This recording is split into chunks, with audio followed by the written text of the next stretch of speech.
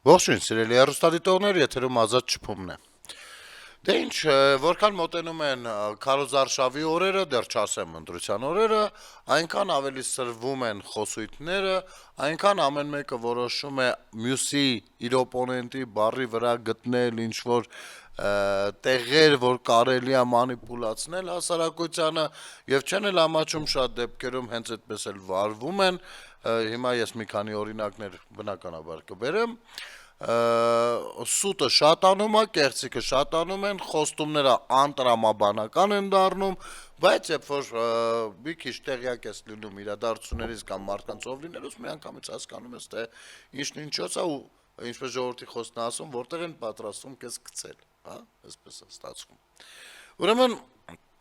նախ մի հանգամանքի վրա եմ ուզում բոլորիս ուշադրությունը գրավել, որ տարբեր ուժեր փորձում են, բոլորն են հասկանում, որ ձայներ փոշիացնելու բանը չկա, առիթը չկա ու պետքա շատ զգույշ լինեն ամեն մի ձայնի հետ, դրա համար այս անգամ արդեն ոչ թե բոլորը մտել են մասնակցության, այլ փորձում են իրենց մասնակցությունը ապահովել մյուս կուսակցությունների ցուցակներում։ Սա երևի նկատել եք։ Ինքը օրենքով թույլատրելի բան է, այստեղ ասելիք շատ չունենք, խնդիրը դա չի։ Բայց թե ով է ում ցուցակներով արդեն փորձում առաջադրվել եւ ինչի համար, եւ իրականում ինչի համար է դառնում եւ ինչ են խոսում, սրանք իրարից տարբեր բաներ են։ Օրինակ, Սամվել Կարապետյանի կուսակցությունը, Տաշիր Սամոյի կամ Նարեկ Կարապետյանի առաջի համարի ներքո որպես, հա, ասենք պատկերացնում եք Նարեկ Կարապետյանը ցուցակի առաջին համարն է ու վարչապետի թեկնածու։ Ամեն դեպքում բոլորը իրավունք ունեն Հայաստանի Հանրապետությունում ներկայանալ այդ իմաստով, ամեն մեկը կարող է իր ամբիցիաները ներկայացնել օրենքի շրջանակներում։ Իհարկե օրենք բառը ուժեղ Հայաստան կուսակցության հետ երևի թե այլևս կարելի է ասել, որ ոչ մի կապ չունի, որովհետև այս մարդիկ օրենքը խախտում են ու ասում են միևնույնն է, մենք այդ նույն ոգով շարունակելու ենք պայքարել, այսինքն նույն ոգով շարունակելու ենք օրենքները խախտել եւ պատկերացրեք, եթե հանկարծ դառնան իշխանություն, օրինակ, այդ պարագայում ինչքան ինչ ուզեն անելու են, սա դեռ դնենք մի կողմ, բայց ինչ եմ կենտրոնանում ուժեղ Հայաստանի վրա, հա, այս պարագայում, կուսակցության վրա, Նարեկ Կարապետյան հենց, ովքեր որ ուժեղ Հայաստանի հետ կապ չունեն, Հայաստանի հետ էլ այդքան կապ չունեն։ Նայեք, նրանք խոսում են ինչ-որ շատ վախերից, բան, այ վախենում եք, դրա համար եք սա սենց անում։ Վախենում եք, դուք գիտեք, որ մեր հաջորդ վարչապետը Սամվել Կարապետյանն է, դրա համար եք այս ինչ բան անում։ Մեր հաջորդ վարչապետը, դուք գիտեք, դուք վախենում եք։ Շատ են կրկնում։ Ոսպես լավ, մի րոպե։ Իհարկե թե ով ինչից է վախենում, շատ խոսել ենք այս հարցով, բայց ինչն է պատճառը, որ չորրորդին արդեն, չորրորդ կուսակցության հետ արդեն դաշինք չեք ցանկանում կազմել։ Ասեմ ինչի մասին է խոսքը, տեսեք, Հայաստանի Հանրապետությունում օրենքը ընտրական ասում է հետևյալը. եթե դու 3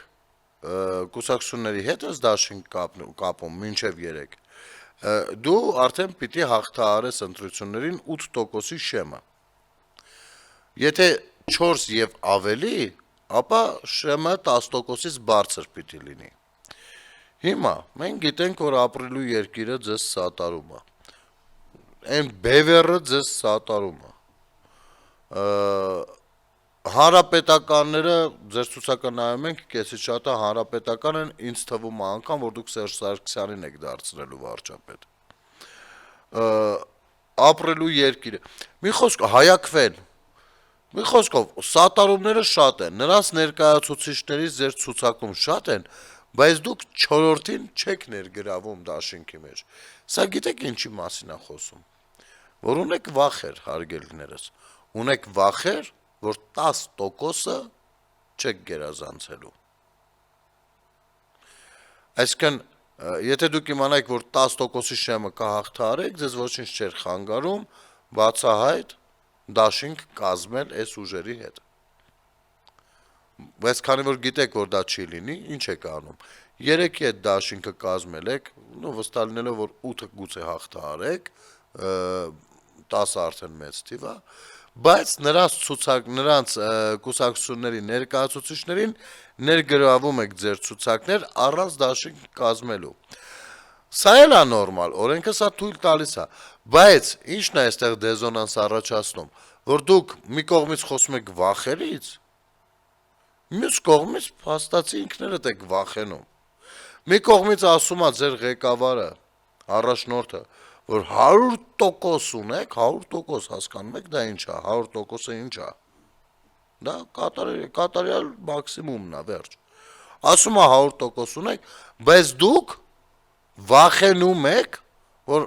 կա մտահոգություն, որ 10%-ը չեք հաղթարի, դրա համար այն մյուսների հետ արդեն նրանց ցուցակագրում եք, բայց չեք բանանում, դաշինք չեք կազմում։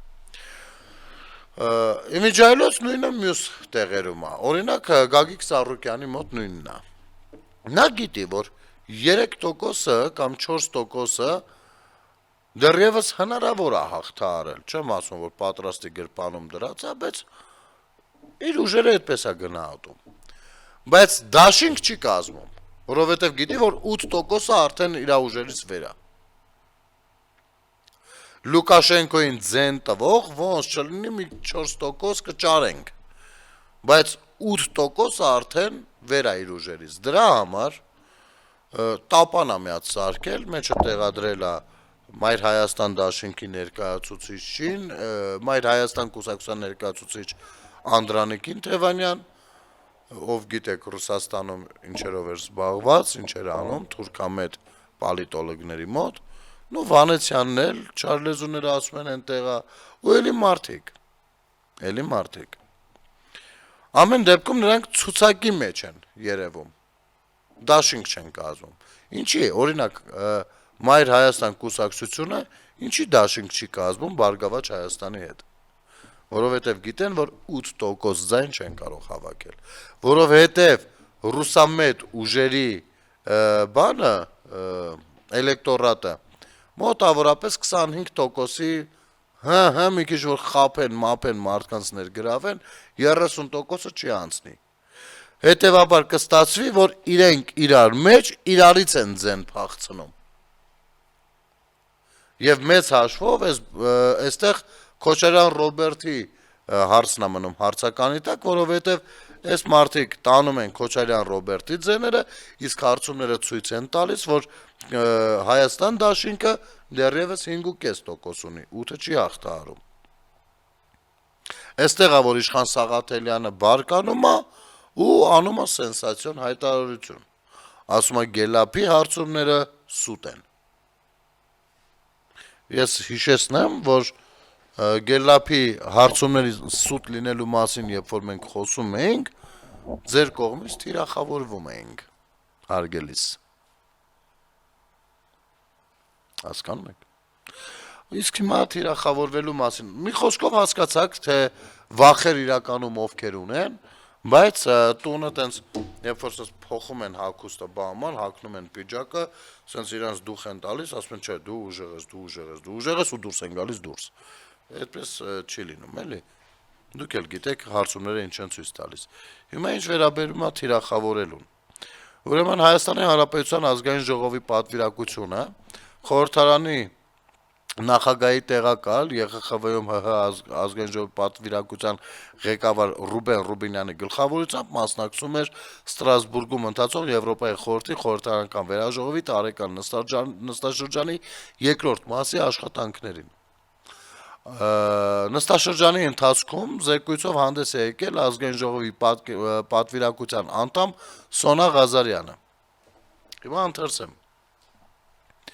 Պատվարժան նախագահ, հարգելի գործընկերներ, ցանկանում եմ նախ շնորհակալություն հայտնել տիկին Գարզինին այս արդիական եւ անհրաժեշտ զեկույցը ներկայացնելու համար։ Քաղաքական գործիչների նկատմամբ բռնությունը,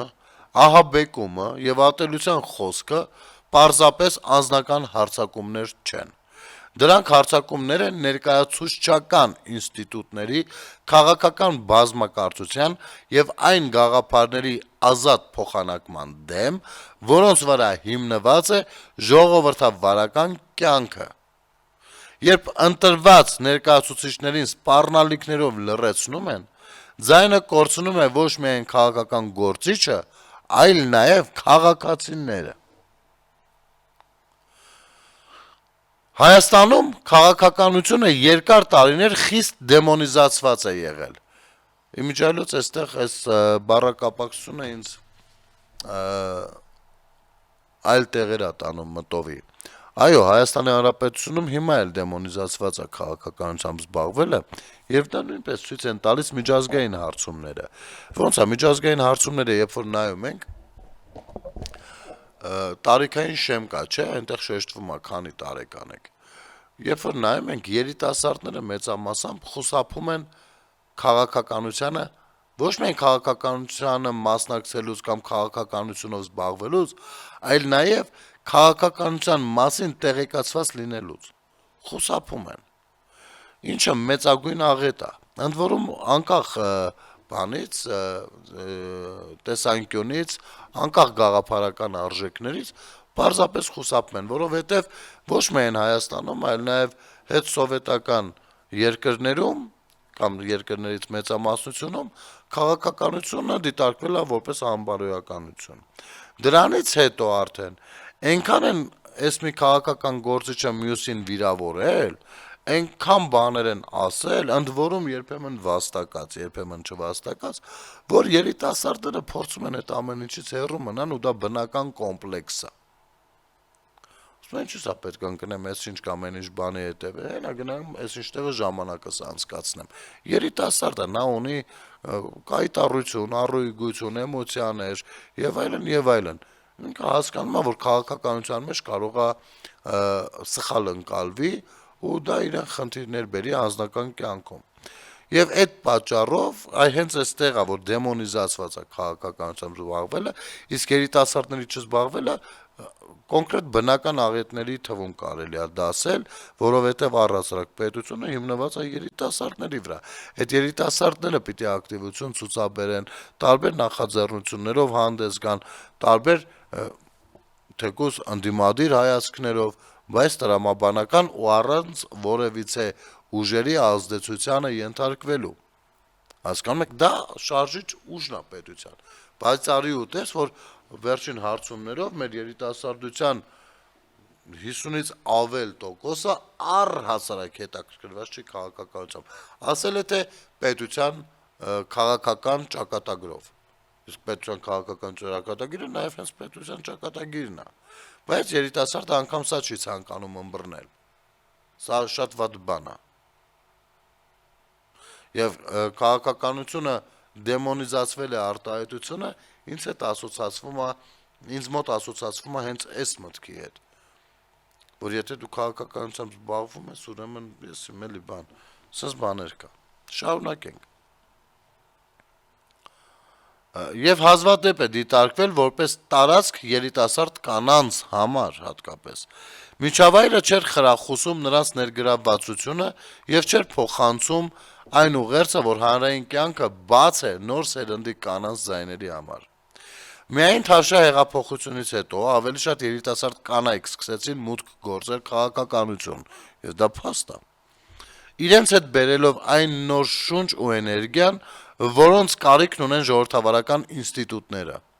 Սակայն այդ առաջընթացը հանդիպես դիմադրության։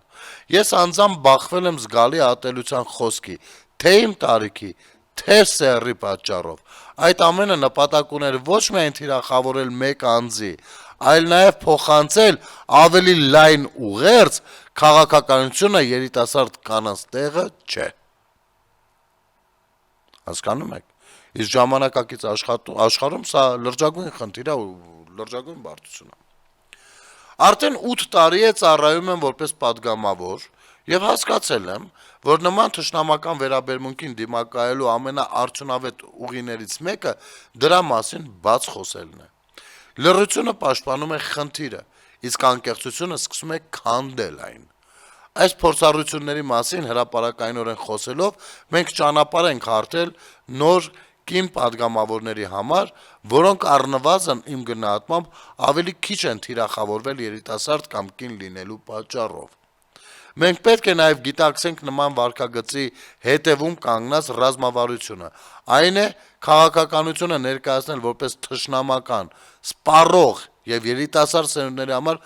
ոչ ցանկալի միջավայր, նշել է падգամավորը։ Այո, սա կարևորագույն մոտեցում ու խոսույթ է, որը պետք է արտահայտվել ու ինչից պետք է խոսել։ Ուրեմն 10 ամյակներով դե ես շատ 100-ամյակների խորքը չընկղմվեմ, որովհետև մեծ հաշվով նույն Արևմտյան Եվրոպայում էլ այնպես չի, որ մշտապես կանայք եղել են այսքան ակտիվ, ճիշտ հակառակ, այնտեղ էլ եղել են լուրջ սահմանափակումներ, բայց այնուամենայնիվ նրանք ավելի շուտ են սկսել քայլ անել, քան մենք։ Եվ արդեն ունեն շատ լուրջ հաջողություններ այդ ոլորտում, կանանց ներգրավվածության հետ կապված։ Մեզ մոտ սա բարդագույն խնդիրը մինչև հիմա։ Մարդկանց թիրախավորելու առումով, հատկապես հայկական տիրույթում, երբ որ մենք գիտենք, որ գուցե նման հայհոյանքը Միացյալ Նահանգներում այլ կերպ ընչի, Եվրոպայում այլ կերպ, բայց հայ ժողովրդի ներսում այլ կերպ է դա անցալվում։ Ընդ որում չեն խորշում եւ դա անում են հրապարակային, կլինի իրական ֆեյքերով, կլինի իրական էջերով, կլինի ֆեյք էջերով։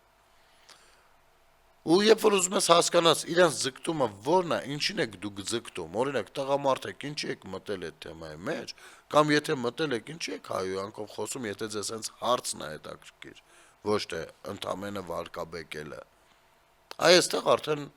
անհասկանալի բաներ են առաջ գալիս։ Չէ, կինը պիտի լինի տանը, չէ, կինը պիտի լինի երեխաների հետ, գիտեք ինչ, բնակչության, մեր բնակչությունը միջինը 3 միլիոն է, ասենց կլորացած թվով ասեմ։ Մեր 3 միլիոնից առնվազն 650,000-ը էլի կլորացած թվով թոշակառուներն են։ Մի այդքան էլ կարելի ասել երեխաներն են,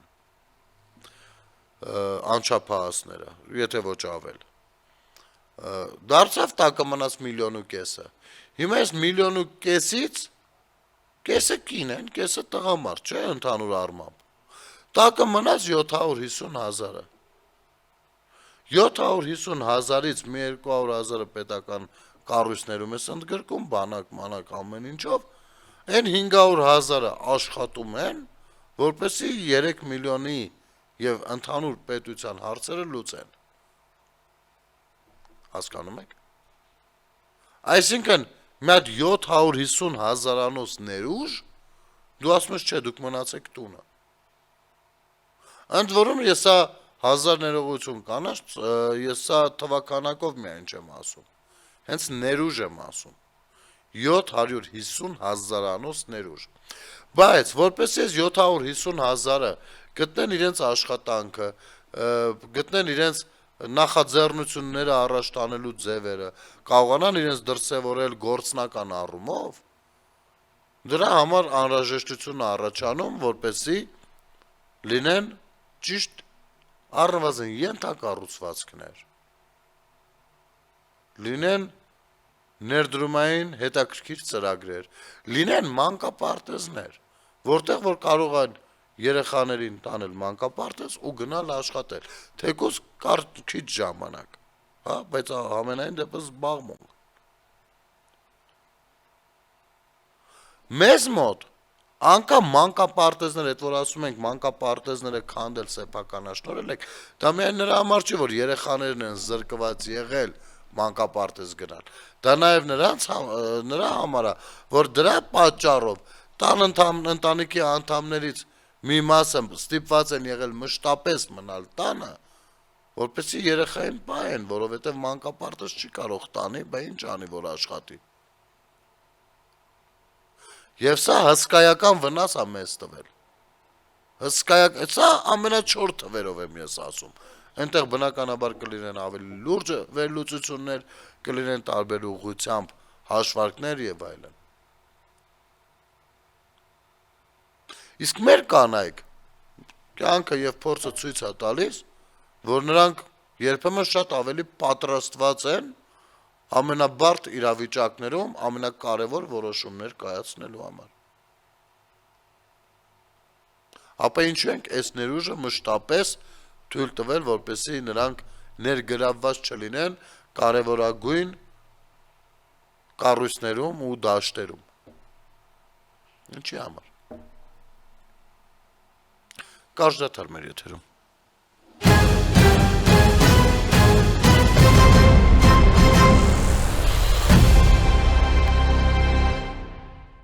Վերադառնանք սիրելի հեռուստադիտողներ եւ անդրադառնալով դարձյալ թեմային, ասեմ հետեւյալը. եթե դուք գնաք բարձրագույն ուսումնական հաստատությունների շուրջ պտտվեք, հիմա կարող է մի փոքր փոխվել, չգիտեմ, բայց ամենայն դեպս նախկինների ժամանակ ինստիտուտներում մշտապես ավելի շատ սովորում էին աղջիկներ, քան տղաներ։ Մշտապես բոլոր բացի ֆիզկուլտ ինստիտուտից ու պոլիտեխնիկից հիմնականում մնացած վայրերում աղջիկներ էին սովորում 70%-ով, 80%-ով հիմնականում աղջիկներ էին։ Դե Բրյուսովի մասին չասեմ, այնտեղ вообще ավելի շատ էին աղջիկները, քան տղաները։ Հիմա բայց կրթության որակն այնպեսին էր եւ ընդունված կարգերն ու նորմերը այնպեսին են, որ մի կողմից լավ է, որ աղջիկը բարձրագույն սովորի, բայց մյուս կողմից թույլ չէին տալիս կամ այնքան կոնսերվատիվ էր կյանքը, որպեսզի նրա սովորածը հասարակությանը պիտանի լինի, եւ թե հասարակությանը, թե իրեն։ Հասկանում եք, այսպիսի բարքեր են։ Հիմա Փառք Աստծո ազատվում ենք շատ դրանից։ Այն ինստիտուտներում, որտեղ որ կոռուպցիան խեղդում էր։ Խեղդում պարզապես։ Իմիջիայլոց ինստիտուտներից խոսեցի, հիշեցի ես Հայաստան դաշինքը մի ծրագիրը ներկայացրել է, այնտեղ իհարկե շատ ծիծաղելի եւ վիճելի հարցեր կան, բայց դրանցից մեկը հետեւյալն է, ասում է անվճար, ասում է մեր ընտրվելու Քոչարյան Ռոբերտը դաշնակների հետ կանգնել, ասում է մեր ընտրվելու դեպքում անվճար եւ որակյալ կրթությունը հասանելի կլինի բոլորի համար։ Հայաստանը հունիսի 7-ից հետո միասին կարող ենք։ Ուրեմն, եթե սա ասի նոր մի քաղաքական ուժ, կասես դե մարդիկ ամբիցիոզ ծրագիր են ներկայացնում, երևի այդքան են ըմբռնել, այդպիսի բան են ասում։ Բայց սա ներկայացնում է մի ուժ քաղաքական, ով մշտապես կոալիցիոն իշխանության մեջ է եղել, խոսքը դաշնակցության մասին է, եւ ներկայացնում է այն առաջնորդով, ով 10 տարի կառավարել է պետությունը։ Դրանից հետո Քոչարյանը գնացել է, բայց դաշնակները մնացել են, այս անգամ արդեն Սերժ Սարգսյանի հետ։ Եվ մշտապես ունեցել են նախարարական պորտֆելներ, հատկապես կրթության ոլորտում։ Հատկապես ԿԳՄՍ նախարարի պորտֆել։ Ու այստեղից բնական հարց է առաջանում։ Իմիջիայլոց Թագուհի Ղազարյանի գրառումը ասեմ։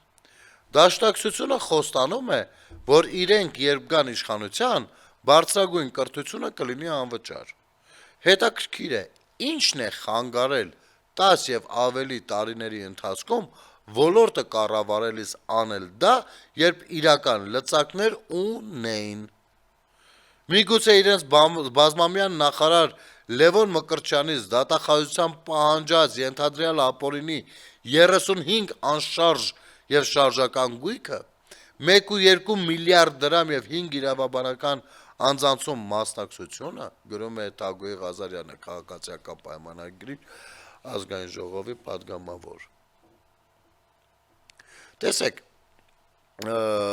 ամենայն հավանականությամբ ես կարծում եմ, վերջերս Վրաստանն էլ է ընդունել դա, որ բարձրագույն ուսումնական հաստատությունները լինեն անվճար, ամենայն հավանականությամբ ինչ-որ մի օր Հայաստանում էլ է այդպես լինելու, պետության լավ կառավարման արդյունքում։ Դու չես կարող առանձին վերցրած այդ ոլորտը այդպեսին է դարձնել, որովհետև մեկը մյուսի հետ փոխկապակցված է։ Ես վստահ եմ, որ այնպես ինչպես կառավարվում է, եթե այդպես շարունակվի, այո, ինչ-որ մի օր կրթությունը կլինի անվճար։ Ես վստահ եմ դրանում։ Չնայած անկեղծ եթե լինենք, տեղյակ չեմ քաղաքացիական պայմանագիրը իր ռազմավարական ծրագրում նման խոստում տալիս է, թե չէ։ Բայց հարցը խոստումը չի, որքան դրա կատարողականը ներկայացնելը։ Իմիջիայլոց այն ուժերը, ովքեր որ հանդիսանում են ընդդիմադիրներ, առավոտից իրիկուն քննադատում են իշխանությանը այսինչ կամ ինչ հարցում, ինչին ես դեմ չեմ, բայց կատարողականի ժամանակ բացակայում են ազգային ժողովի դահլիճից, կներեք, ես հակված չեմ նրանց խոստումներին վստահել այս պարագայում։ Իրենց խոստումներին չվստահելը ցանկացած պարագայում իմ մոտ ունենում է հիմք։ իրենց քննադատելը նույնպես։ Հիմա հարցը հետեւյալում է. դուք 10 տարի եղել եք իշխանություն, կոնկրետ Ռոբերտ Քոչարյանով, դրանից հետո 10 տարի եղել եք կոալիցիոն իշխանություն։ Ինչն է ձեզ խանգարել, որ գնաք գոնե մենք մի անգամ լսած լինենք, որ այս մարդիկ ոնց որ թե ուզում են, ինչ որ մի օր ապագայում կրթությունը դարձնել անվճար։ Ինչն է ձեզ խանգարել։ Հիմա եթե գնանք անգամ մասնավոր բուհերը նայենք, դրանց մեծ մասը ձեր հետ կառնչություն ունեն։ Մեծ մասը։ Դուք ընդհակառակ կոոպերատիվ բուհեր են ձեր ժամանակ հիմնվել ավելի շատ, որ գումարը ավելի շատ աշխատեք։ Դուք ոնց կարաք գնաք այն ճանապարհով, որ Ստանիսլավսկու ասած «Նի վերյու»։ Չէ, կոոպերատիվ բուհեր կարող են լինել։ Ասենք կարող են լինել միջազգային բուհերի մասնաճյուղեր, որոնք որ վճարովի կլինեն բնականաբար ու իմ կարծիքով բավականին թանկ։ Այս հարցերը ոնց եք լուծելու։ Կամ մեր ուսանողների հարցերը ոնց եք լուծելու, կամ ինչու չէիք լուծում։ Հա, իհարկե, սա կասի դաշնակցությունը, ով Լևոն Մկրտչյանի նման բան ա ունեցել, նախարար։ Լևոն Մկրտչյանը այն ժամանակ փոխանակ մտածեր, այ նստեն քննարկեն։ Եկեք երիտասարդների մասին մտածենք։ Միգուցե նրանց համար դարձնենք անվճար կրթությունը։ Փոխանակ այս քննարկումները կազմակերպելու, թեկուզ չդարձնելով վերջին հաշվում, բայց քննարկում կազմակերպելու զբաղված է եղել թալանով, ինչի արդյունքում ու այդ թալանը եղել է ուսանողներից, հենց ուսանողներից։ Կգներեք կրթության, գիտության, մշակույթի, սպորտի նախարարը ուրիշ որտեղից պիտի թալանի։ Կրթության նախարարը ուրիշ որտեղից պիտի թալանի, եթե ոչ ուսանողից կամ կրթվողից։ Մարդ, ումից 35 անշարժ գույք են պահանջում։ 35 անշարժ գույք։ Քանի երիտասարդի ընտանիք կկառուցվեր։ Իմիջայլոց հենց դրանով այդ երիտասարդներին ու իրենց միջավայրին դնելով ծանրագույն վիճակի մեջ։ Սա ես անշարժ գույքերի մասով եմ ասում։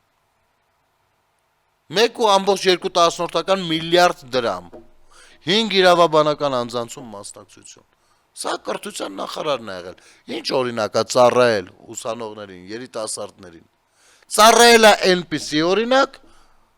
որ մինչև այսօր մենք տեսնում ենք անգամ նախընտրական պայքարի մեջ։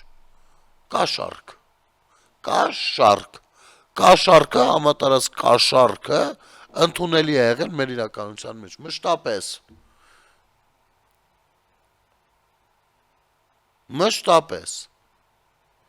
Անգամ հիմա ընտրակաշառք, էլի, այս ամեն ինչից հետո քաղաքացուն ասում ես լսի, քեզ ուզում ենք մարդ դարձնենք, քաղաքացի դարձնենք, դու երկրի տերն ես, դու ունեցի պետական մտածողություն, ասում է չէ, 20,000 կտակ ապեր ինձ, 100,000 կտակ, 200,000 կտակ, ես ուզում եմ ձեր ճորտը լինել։ Լավ, էլ ինչ անենք, էլ ինչա պետք արվի ձեզ հետ։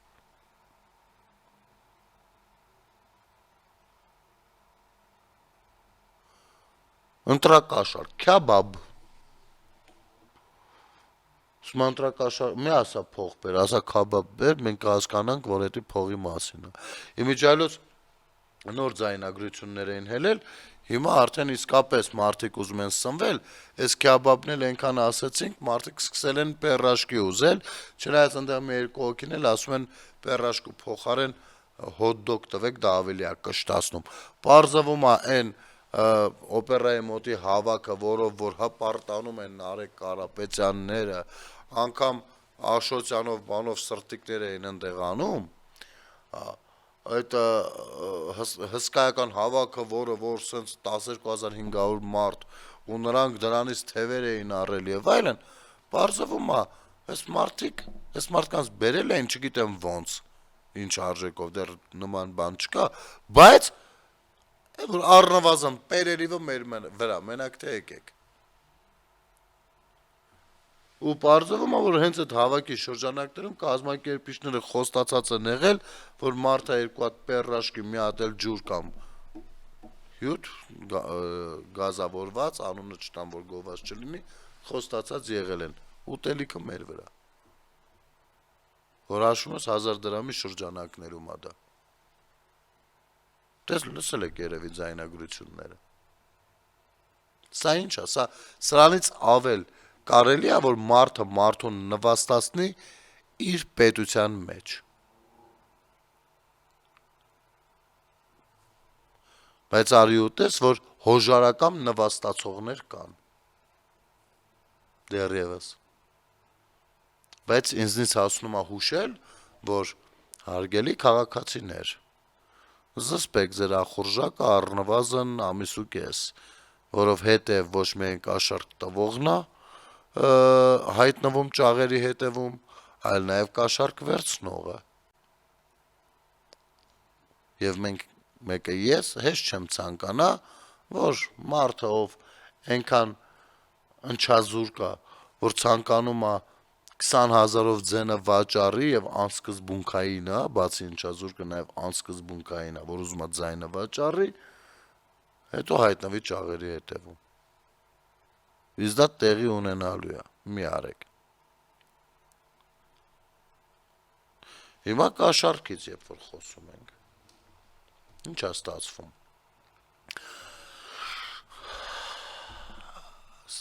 Բանը Աշոտյանը ամեն օր մի քանի անգամով տեսանյութերը հրապարակում, թե ինչքան լավն են եղել իրենք։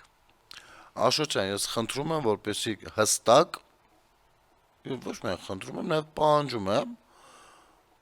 որպեսզի հստակ արձագանքեք հետևյալ նյութին։ Հակակոռուպցիոն դատարանը 2026 թվականի ապրիլի 21-ին մասնակի բավարարել է դատախազության ապօրինի ծագում ունեցող գույքի բռնագանձման հայցը։ Վճռով Հայաստանի Հանրապետության 3-րդ նախագահ Սերժ Սարգսյանի եղբայր Լյովա Սարգսյանի խելոք մարդ եմ, որ ասում են լավ, դա խելոք մարդը սաշիկ չի։ Լյովա Սարգսյանի դուստր Անի Սարգսյանից որպես ապօրինի ծագում ունեցող գույք հօգուտ Հայաստանի Հանրապետության կբռնագանձվի։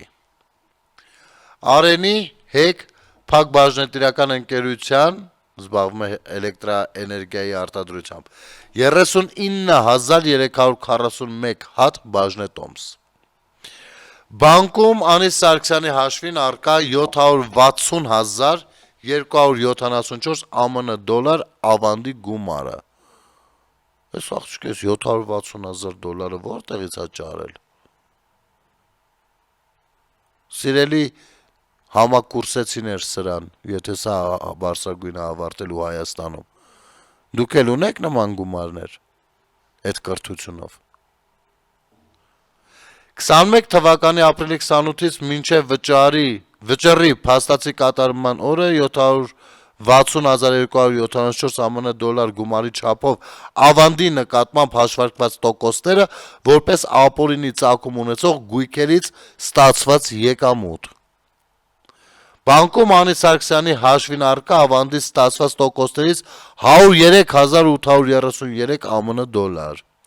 2021 թվականի ապրիլի 28-ից մինչև վճռի փաստացի կատարման օրը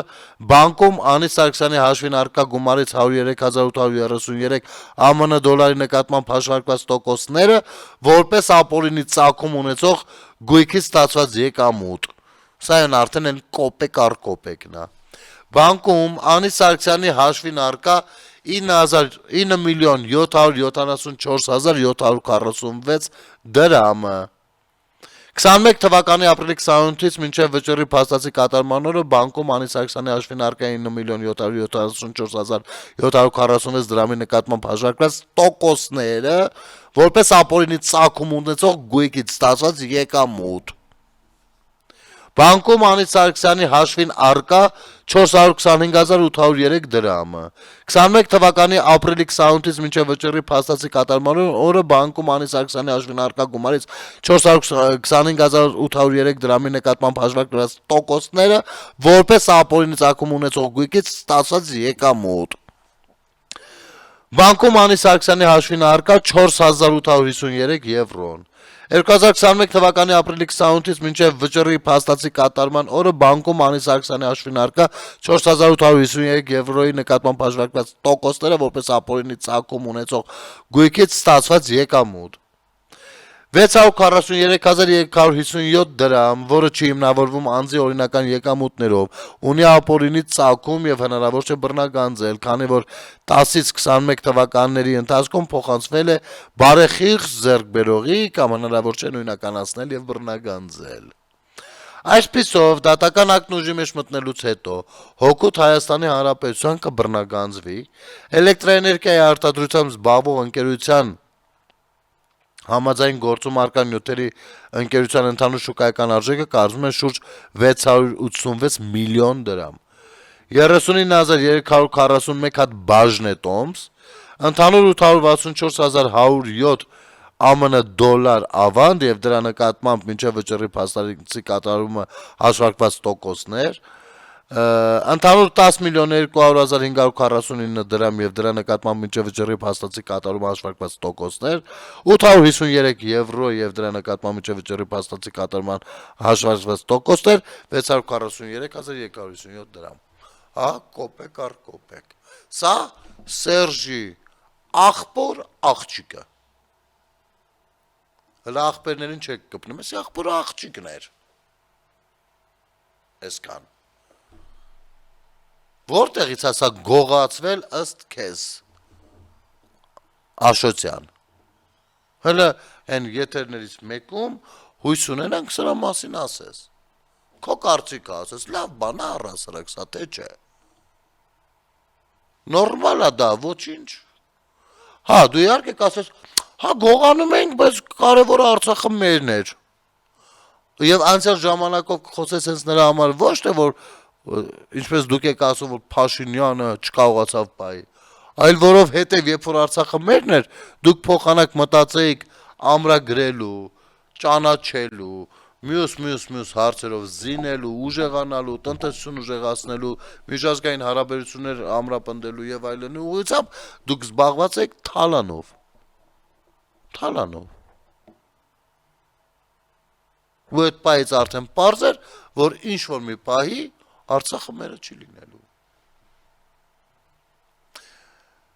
Իմիջայլոց, մի հետաքրքիր հանգամանք եւս, Նարեկ Կարապետյանը մի հատ եթեր էր արել։ Ասում է, գիտեք, այս իրանց հին թեզերն են, էլի, ես մեռնում եմ այդ թեզերի համար։ Ախր իրանք այնքան են ասել հավատում են, ու իրանք գիտեն թե քանի որ իրենք հավատում են, մնացածն են հավատում, ու բնականաբար բան կլինի, որոշակի էլեկտորատ դրանով կբավարարվի ու այսպես թե այնպես իրանց զեն կտա։ Մի ժամանակ կհիշեք ստեր էին տարածում, թե Հայաստանի Հանրապետությունում եկել են թուրքերը հողեր են առնում, բան, թուրքերը եկել հողեր են առնում, սրանք լռում են, ասում էի լավ, որտեղ եք տեսել, որ թուրքը հող առնի, մի հատ ասեի գամ, նկարեմ, ֆիքսեմ, բան անեմ, աղբեր ասում են, ասում դե որ ասում են, ուրեմն արի դու այդ ասում ենը մի կրկնի, չէ, աղբեր առնում են, լավ։ Այդ շրջանը անցանք, ովքեր ինչքան որ լուսաբանեցինք, ովքեր լսեցին, ովքեր չլսեցին, ընդհանուր առմամբ անցանք այդ շրջանը։ Հիմա նորից ակտիվացրել են այս թեզերը, որ այն ով որ զանգել ասում են, սրանք նորից սկսեն կասկածել, այդ էլեկտորատին են հիմա խապում հավաքեն դեր։ Գիտեք ադրբեջանցիները եկել են եւ հողեր են առնում Հայաստանում։ Եվ սա ասում է Նարեկ Կարապետյանը ինչ որ թղթեր թափահարելով, բանով, իր էջով։ Ուրեմն ասեմ, սիրելի քաղաքացիներ, Նարեկ Կարապետյանին չասեմ, ինքը մեկա չի հասկանալու։ Հիվանդ տղա է մարդը, անգամ հիվանդությունից ելնելով բանակ չի ծառայել։ Ձեզ ասեմ։ Հայաստանի Հանրապետության օրենքների համաձայն բացի օրենքով շատ քիչ դեպքերից, օրենքով սահմանված այլ բաներից, Հայաստանի Հանրապետությունում որևիցե օտարերկրացի չի կարող հող ունենալ, հող առնել։ Տուն գուցե կարա առնի, տուն, կվարցիրը։ Հող որևիցե օտարերկրացի քաղաքացի չի կարող առնել, չի կարող գնել։ Մեր օրենքը դա թույլ չի տալիս։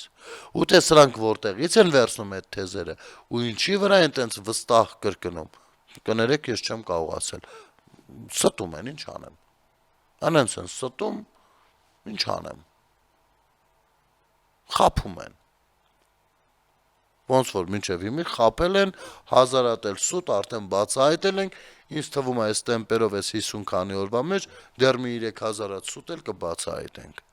Եթերում ազատ շփումներ կհանդիպենք։